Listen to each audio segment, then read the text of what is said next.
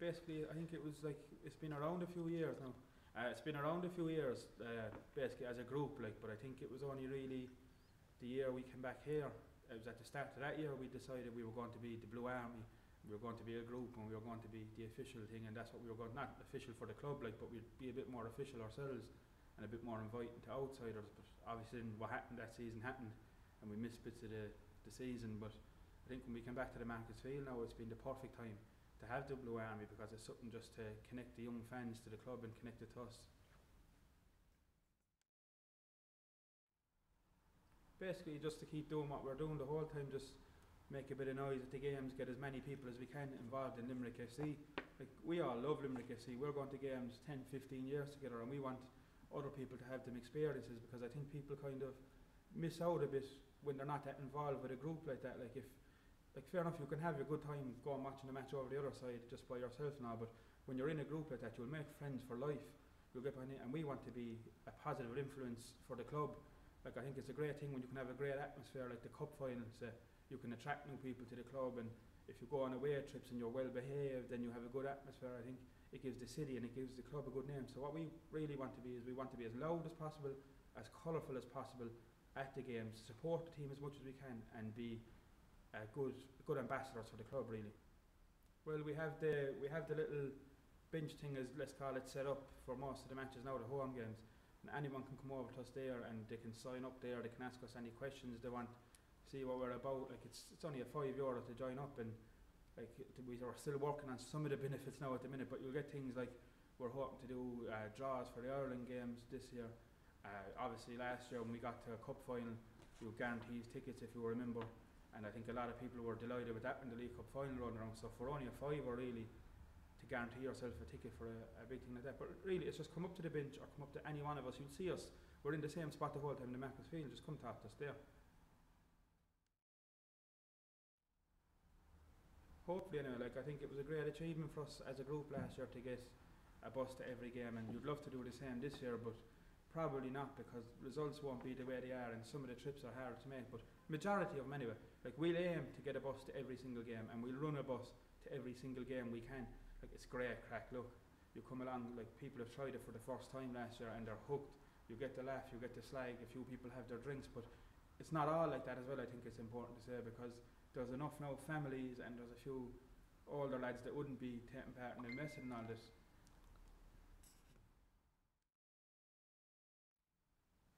There was a few top ones really last year. I think Derry stands out really. Like, there was a decent crowd for Limerick up there that night. Obviously it was a semi-final. We're playing against a good team. They weren't struggling or anything in the Premier. They were doing well, and the Brandywell is Brandywell. You can feel a bit of history when you're up there. It feels like a good old-fashioned ground, so it gets the juices going really as a fan.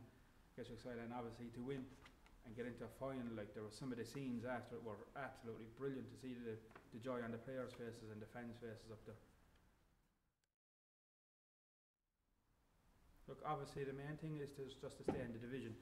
Like, after only coming up, you don't want to be going straight back down, but after, I wouldn't be aiming to just scrape staying up either. Like, you'd be hoping in and around mid-table, like the lads are saying, and if you get a bit of luck, why not scrape into top 5, top 4? But I don't think there's any need, and it's not going to do anyone any good to be putting pressure on people this season saying you have to be top 4, you have to be this. Just basically stay up and get a few big wins and play some nice football again. Like, there's not too much pressure really.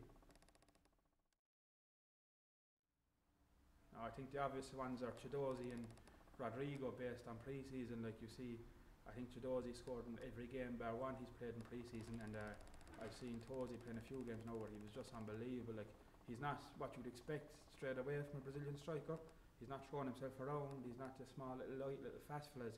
He's big and he's strong, but he has the bit of Brazilian flair as well to get you excited, like with some of the flicks.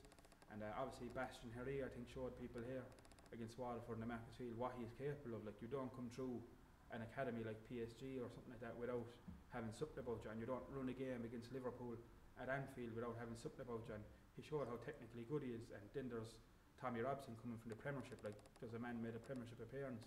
There's no one not going to be excited about that. And just even fellas not new for us, Lee J Lynch, I think, came along a lot last season. He showed his qualities. He showed in the final against Pats. Fair enough we lost, but I think they singled him out for praise, and he's going to be very exciting this year, working with Rodrigo. Actually, my favourite one for this year, people haven't heard it yet. It's new. It's going to be rocked out tonight. We've a few new ones that I'm very happy with, and I think they're catchy enough. People will like them, but other than that, really, I like the ones from last year. I like the Freddie ones, obviously, but my favourite one has to be Chris Mulholland. I think that's been sang in more pubs and nightclubs now than the last year. Cork.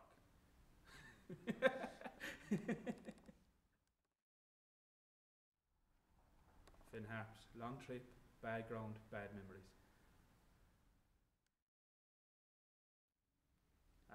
Turner's Cross, really, I think it's a great ground. It's one, I think it's the only one in the country that's covered on all four sides. It looks like a proper little English league ground, so that's the best one, really, and it's easy to create an atmosphere down there as well. I don't personally like Finn Harps even before the whole relegation thing, but it's made worse now going up there with the memories. Like, there's no seats for anyone. It's basically just a cowshed as it stands. So yeah, Finn Park. Obviously, other than Lee J. Lynch, because he'll kill me if I don't mention him, there's a few. There's McElhenney at Dundalk, there's Benson at Dundalk, but for me it has to be Rowan and Finn now that Horgan is out of the league, because you see the quality he had last year during the European run, and he's had great quality. He's been great for Dundalk since he went there. He's been one of their main players, and now you see the excitement that someone, a big club like Shamrock Rovers, have at getting him. Like, they've got Rowan and Finn, and all of a sudden they're thinking they can challenge for the league. And I think that says a lot about the quality of the man. He can do almost everything. Like, he's great going forward, he's creative, but you can stick him in an arm in midfield role and he'll put the foot in as well. He's a top quality player. Like, I think people just need to realise there's quality in the league. Like, it's not the way some people think it is. It's not two men and a dog watching basically junior standard game. It's more like English football, and they realise there's good quality players here. You see Seamus Coleman, Wes Houlihan, James McLean, Christy Forrester, that people are excited about now. Like, they didn't just become good players when they landed in England. There's players like that here now, and even fellas like, we have fellas there like Lee J. Lynch, obviously Rodrigo, Chidozi that we spoke about already. Like, they're good players to watch. They're good players to come and watch. Like, it's not a case of, oh, come and support them before they go to England. Come now, because there's good quality now. There's good facilities now, and it's a lot better than you think. There's a good atmosphere. It's a lot closer to the English game than people realise, I think, and that's what they enjoy watching. It's just maybe not as glitzy. So just come, give it a chance, give it 4 or 5 games, and like a lot of us, you could fall in love with it, like, because the quality's there.